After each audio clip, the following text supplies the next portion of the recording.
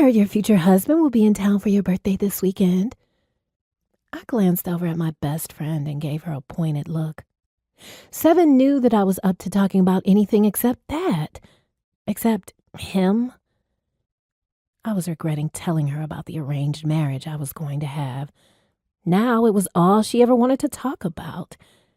She didn't know the real reason for the union, and I felt bad for telling only half the truth. Turning away, I stared down at my phone and swiped across the screen. After pretending to read something that wasn't there, I looked around the schoolyard and huffed. My ride was 10 minutes late, and I had a feeling my new driver was fired before the school day had ended. My father had a habit of doing that. Seven's motorized dirt bike was sitting at the curb. She never left me alone, and vice versa. It was just how we operated. "My bad," she muttered in response to my silence. "I know how you get about that. I was only telling you what I heard." She rolled her eyes, ran her fingers over her leather jacket with the sleeves cut off, and flipped her long braids over her shoulder. I smiled and shook my head.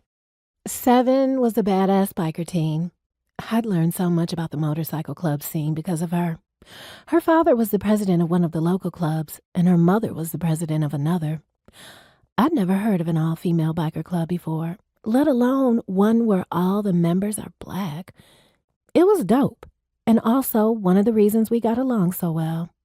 She understood the life my family lived because hers skirted on the wrong side of the law, too. "And who exactly did you hear this information from?" "When I was at your house. I heard your mom and dad in the kitchen talking."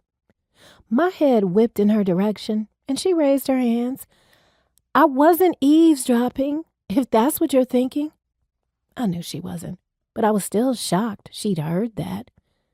"I only caught the part about him and his brothers being here to celebrate your 18th. A black Navigator with dark tints pulled up just as she finished her spiel. I walked toward the truck, but before pulling open the passenger side door, I glanced over my shoulder and said, "Don't pout. You'll get to see what the fuss is all about soon." Her frown transformed into a dimpled smile, and I chuckled. "Later, alligator." She snorted and hopped onto her motorbike.